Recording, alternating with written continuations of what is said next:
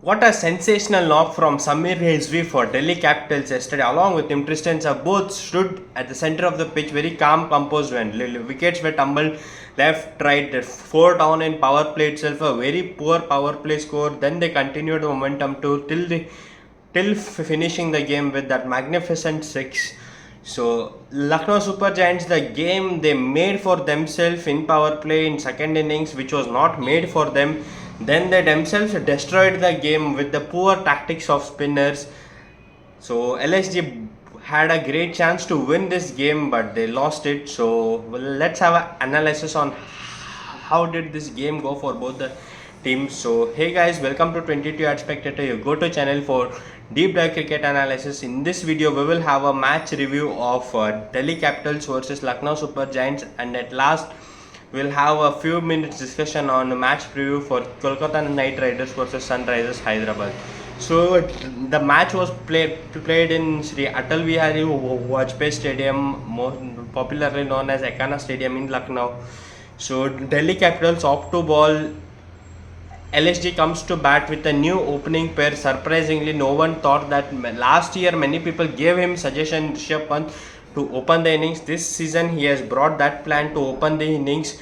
So openers were Mitch Marsh and Rishabh Pant. Mitch Marsh 35 of 28. Initially he looked convincing, but later point of time when spinner started attacking, he was just clueless over few overs. Then later he wanted to build momentum. Suddenly he hit a top edge and David Miller took that catch. So he scored 35 of 28 knock, which nobody expects from him with this low pace, but he failed only yesterday if you compare with his standards. And previous edition he had a great IPL. So this season he started a poor. I hope so he does really well, because the whole batting order starts depends upon the openers momentum which they give them. Then it was the skipper Rishabh Pant who scored 7 or 9. You can say purely unlucky, because when Mitch Marsh hit, the ball was going straight above the umpire only. Mukesh Kumar just wanted to take a cotton ball, but it just touched his hand and ball dipped and suddenly went to stumps. And Rishabh Pant had already left the crease, so he became their run out. Mostly unlucky, but can't say anything. We'll hope so he does really well in upcoming games, but we can't really judge his form on this innings. But initially he struggled a lot. To 1-4 might be convincing, but remaining balls were also struggled only. In interview he told his opening is still a 50-50 decision. So they need to figure out their batting order as soon as possible, I would say. Then number 3, Aiden Markram 11 of 8. Akshar Patel's brilliant ball which took his stumps away. Akshar Patel knew what batsmen think, because he himself is a batsman too. So that wicket was very well planned from Akshar Patel, I would say. But Markram anyways failed only, you can say, because the standards which these people have set for themselves, 11 of 8. A surprising batting order. Nicholas Puran is coming at 5, because they are expecting openers number 3, number 4 to push the innings till 11th, 12th over. Then Nicholas Puran to come and finish the innings with Abdul Samad. But that has not happened yesterday. So Nicholas Puran 8 on 8.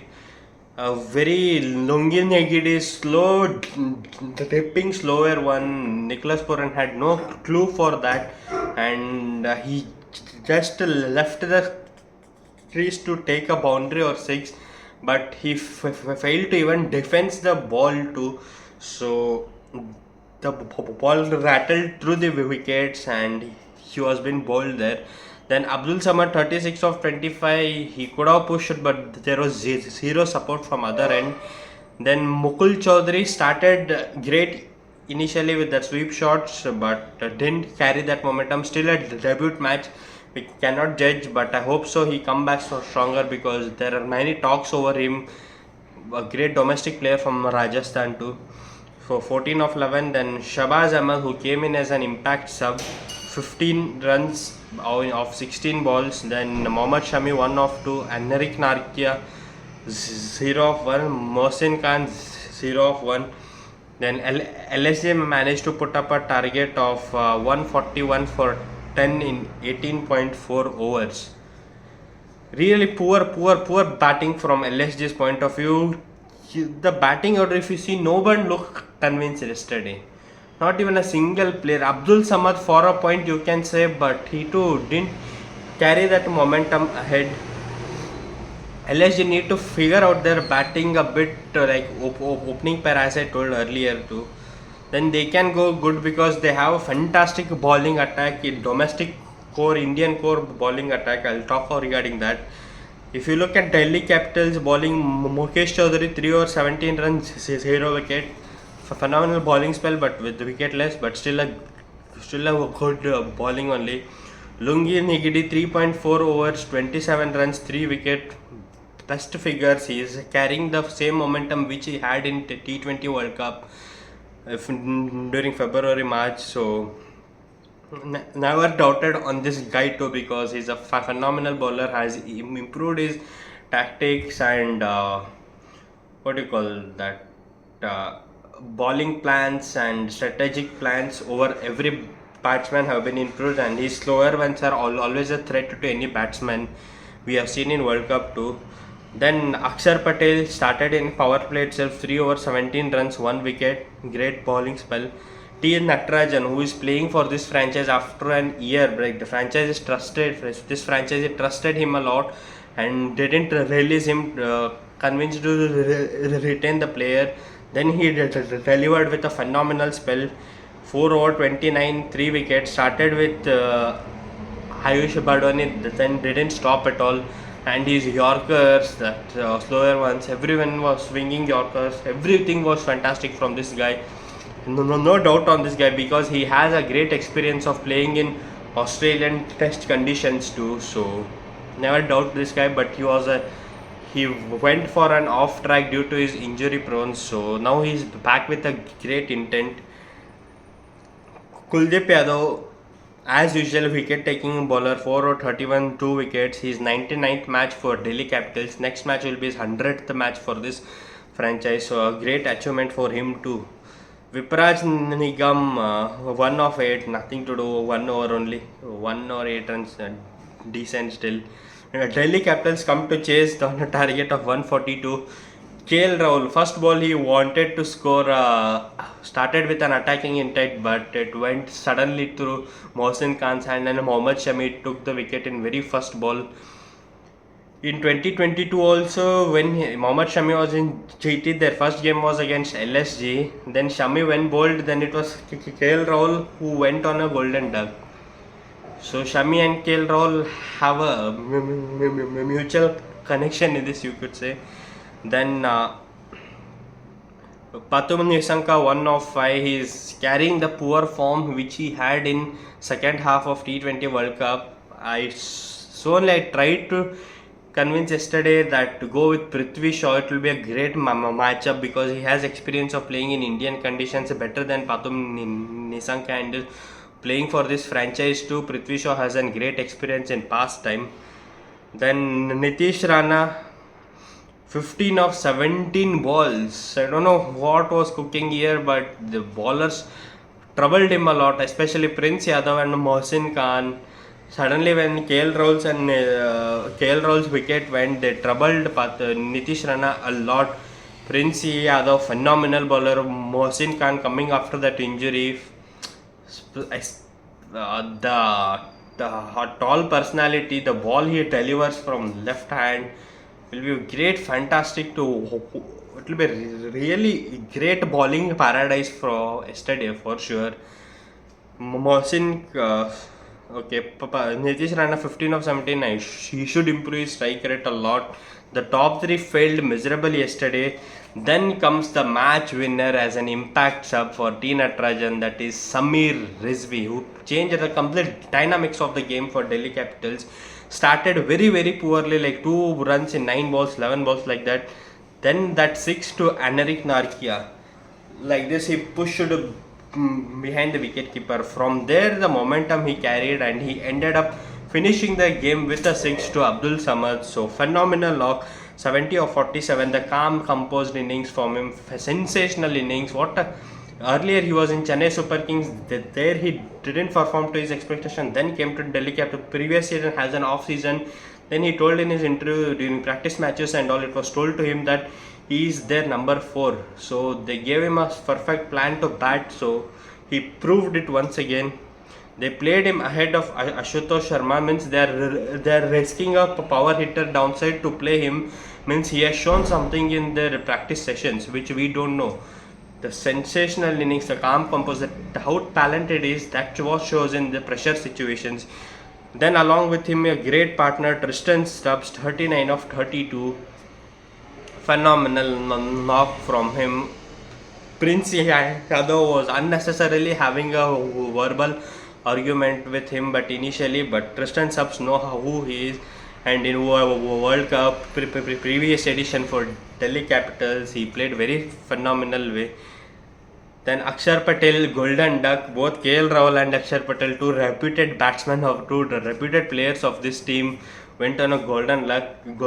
They had a bad day here. Both KL Rahul and Akshar Patel. Prince Yadav took his wicket. Prince Yadav's bowling was very fantastic yesterday. The domestic core which LSG has built like for Indian core bowling is phenomenal. They can still play Digvesh Singh Rati inside. I'll talk about that later. Wait. So Delhi Capitals chased on the target in 17.1 overs by hitting 145 for 4. Then if you look at LSG's bowling, Mohammad Shami 4 over 28, 1 wicket. Then Prince Yadav 3 over 20 runs, 2 wickets. Mohsin Khan 4 over 19 runs, 1 maiden, 1 wicket. And Anrik Narkia 4 over 39, 0 wickets. Shahbaz Ahmed 1 over 16 runs. Aiden Markram 1 over 13 runs. These 2 overs were the thing which changed the dynamic, especially Shahbaz Ahmed's over. 16 runs in an over, the momentum which the fast bowlers built suddenly went into vain only. Like the momentum completely shifted towards Delhi Capitals, because if you add both of these runs, it's close to 30 runs.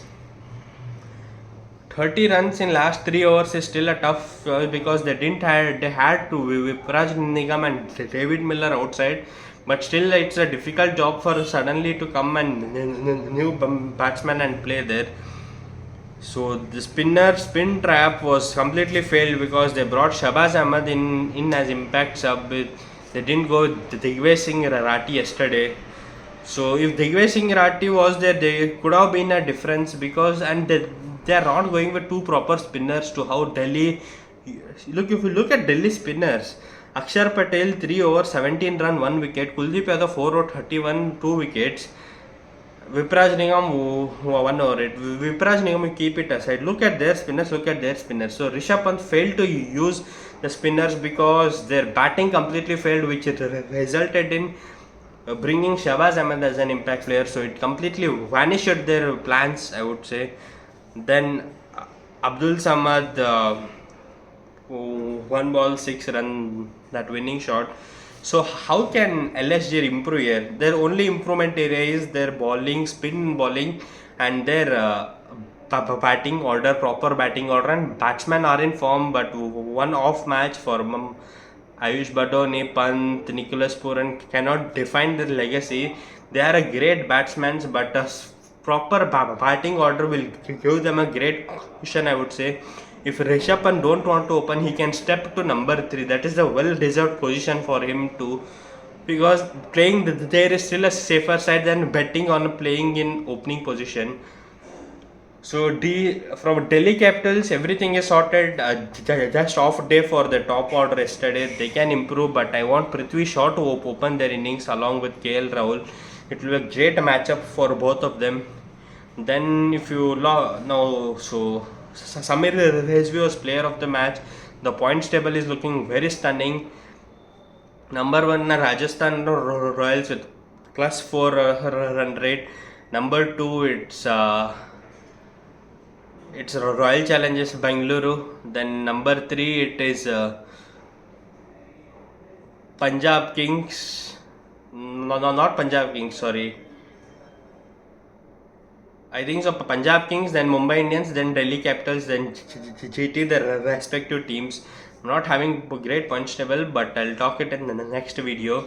So today's match preview, if you see KKR versus Sunrisers Hyderabad playing in Eden Gardens, the both team coming from a lose in their previous match. So if you look at who can win, I would say KKR any day, because Finn Allen, then Rahan is opening pair, then comes Cameron Green, Ankush Raghuvanshi, then Rinku Ramandeep, Anukul Roy. Their batting is well sorted. They need to just click up. The KKR's bowling is far better than when you compare to Sunrisers. Even though they want to defend the innings, they can somehow manage. But I would say any team who will win, they should chase on the who will win the toss. They should choose to chase that target. So I think so. KKR will win, but player to stand out in this match, I think so, it will be Cameron Green and Finn Allen. In terms of bowling, if you see the Vaibhav Arora, for SRH, I think so, it will be Ishan Kishan again, then Aniket Verma, I would say. Klassen will have a great innings today, but not that reputed innings, I would say, because Vaibhav Arora will be playing. He's been bowling against left-handers, will play a crucial role. I want KKR to use one master plan here. Bring in Anukul Roy or Sunil Narine to ball in power play. The left-handers are the top 3 left-handers. Any wicket you will get very easily, I think so. So I need this one role from Ajinkya Rahane to push Sunil Narine especially to bowl 1 or 2 overs in a power play. It will give a great cushion for them if he gets any wicket there. If he goes for runs also, no issue at all. Afterwards they can make it up. They can surely go for a plan here. Then if you look at SRH, bowling is still on a weaker side. Their spin bowling doesn't help in Eden Gardens, but still they should compensate. I think Abhishek Sharma should roll his arms in matches. So that's it. I think so KKR will win. I want one more change for KKR. If they are willing, then they can bring any other batsman like Tejasvi Singh in place of Anukul Roy. If Cameron Green is bowling, I saw him from practice match videos on Instagram. In his bowling nights, if he does this in match, they can bring Tejasvi Singh in for batting. So I think so KKR will have a great day today, especially Finn Allen and Cameron Green, and in bowling Vaibhav Arora. So that's it from this video. If you do like this video, please do like, share and subscribe my YouTube channel. Thank you so much. This is your 22 Yard Spectator signing off.